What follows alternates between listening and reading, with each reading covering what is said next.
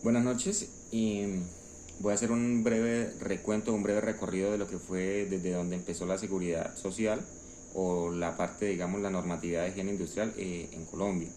Empezamos a hablar que empezó en la época colonial, en la época de la independencia, cuando se empezaron a brindar como ciertas garantías a los indios por parte de los españoles, pues para no afectar ese entramado ahí. Entonces de ahí saltamos a 1904, donde el general Rafael Uribe fue el primero en plantear una plática sobre seguridad social en beneficio de los trabajadores, y antes de que fuera asesinado, el Congreso aprobó una ley donde obligaba a las empresas de más de 15 trabajadores a tener cierto sistema de vigilancia sobre seguridad de los trabajadores. En 1931 se crea la Oficina de Medicina Laboral, donde hace los reconocimientos de accidentes de trabajo y enfermedades laborales. Ahora bien, hablamos que en 1935 el Ministerio de Salud desarrolla el programa de salud ocupacional, medicina e higiene y seguridad industrial. Ya estamos hablando de higiene en 1935. En 1946 se funda la Sociedad Colombiana de Medicina del Trabajo, o el antiguo llamado Instituto de Seguro Social. Esa es la ley 90 con la que nace la ley 90, donde se crea el Instituto de Seguro Social. El decreto 37 de 1949 se crea la Oficina Nacional de Medicina e Higiene Industrial. Ya tenemos una sola dependencia sobre ese marco. En 1950 se crean las normas de seguridad, promulgación del Código de Sustantivo de Trabajo, donde se vincula, ya empezamos en esa normatividad a crear y a empezar a promulgar el tipo de leyes sobre higiene. En 1954 el Ministerio de Salud lanza un programa donde capacita a profesionales sobre seguridad social para que ellos retroalimenten e implementen ciertos programas en las diferentes organizaciones e instituciones donde presten sus servicios, donde podamos implementar esos dichos sistemas. En 1958 nace el Consejo Colombiano de Seguridad, que es el que hoy día existe y lleva la estadística de accidentes de trabajo y enfermedades laborales de acuerdo a nivel nacional, la información que brindan las aseguradoras de riesgos laborales. En 1964 el gobierno nacional expende una serie de reglamentos sobre salud ocupacional. Ahora bien, en 1900 aparece la ley 9 de 1979, que es como la ley madre, que es la que llama el Código Sanitario Nacional en su título 3, donde establece normas para preservar y conservar y mejorar la seguridad de los individuos y la salud, seguridad y salud de todos los individuos en el territorio nacional. Hablamos del decreto 614 de 1984, donde son las bases para la organización y administración de la salud ocupacional.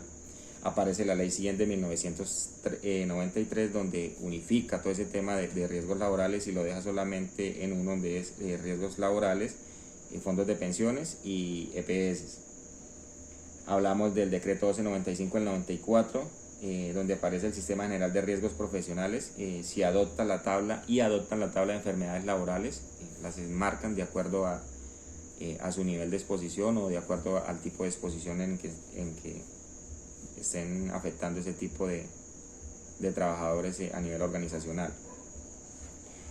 Hablamos de la resolución 1401 del 2007, que ella reglamenta la investigación de accidentes y enfermedades laborales dentro del entorno laboral en cada una de las organizaciones.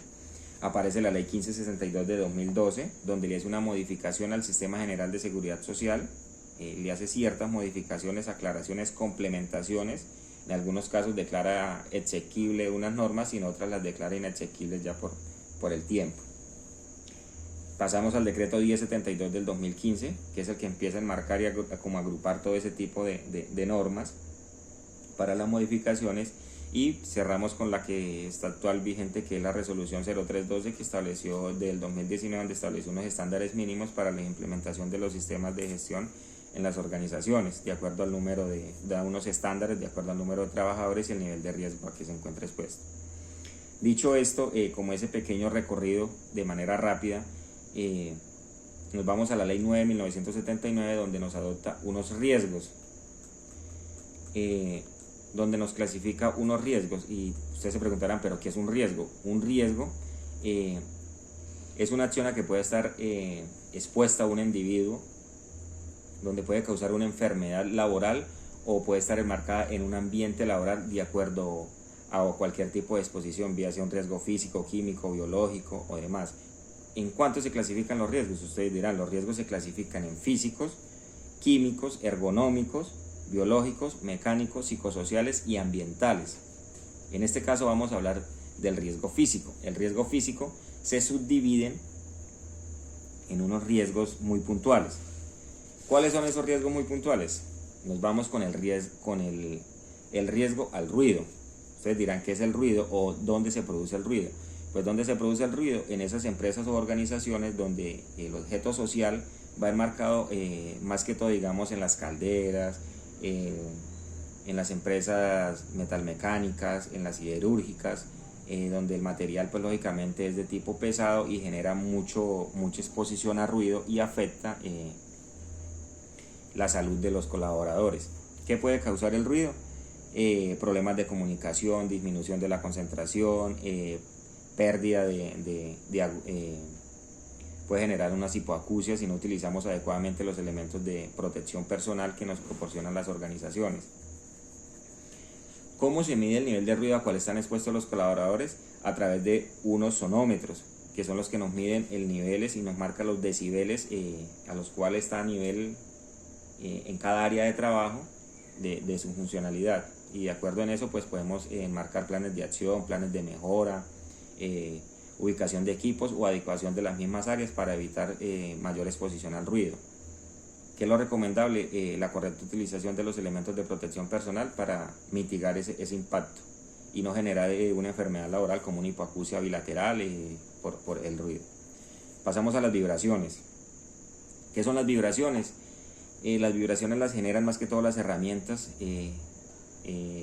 por ejemplo vibrocompactadores, maquinaria agrícola, maquinaria pesada, donde trabajan, digamos, donde se instalan aviones, barcos, donde a toda hora estén movimientos o hayan motores de gran presión.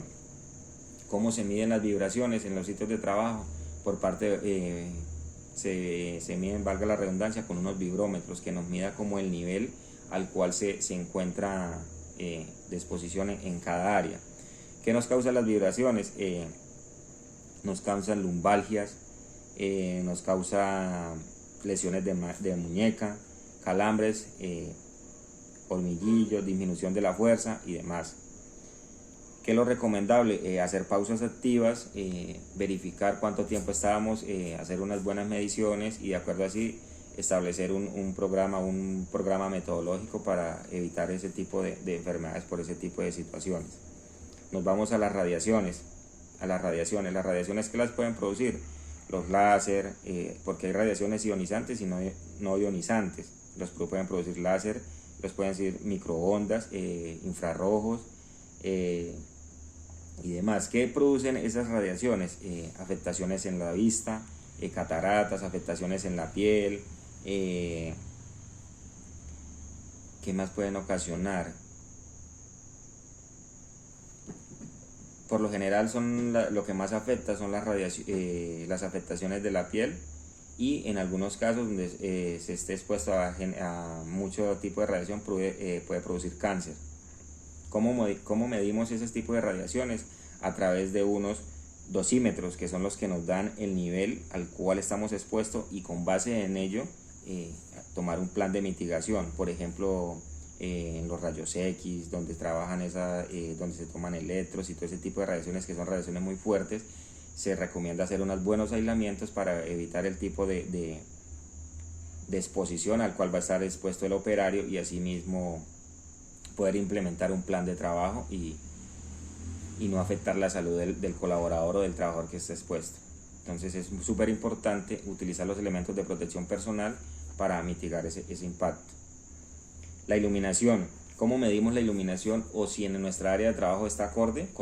Por medio de un luxómetro medimos esa estadística o ese nivel de luz que tenemos en nuestra área de trabajo. ¿Qué nos puede causar el hecho de no estar, digamos, con una buena luz en nuestra área de trabajo? Una buena iluminación, fatiga, cansancio y demás. Entonces es súper recomendable tener un sitio de trabajo bien adecuado y bien adaptado. Cerramos con la temperatura y humedad. La temperatura y humedad puede ser, ¿qué nos puede causar? Cuando hay demasiada temperatura baja nos puede causar pérdida de motricidad, adormecimiento de las partes, nos puede causar fatiga, y en algunos casos donde estemos trabajando a temperatura demasiado baja, en algunos casos la muerte. Es lo contrario del calor, nos puede dar golpe de calor y demás, y somnolencia, dolor de cabeza y demás.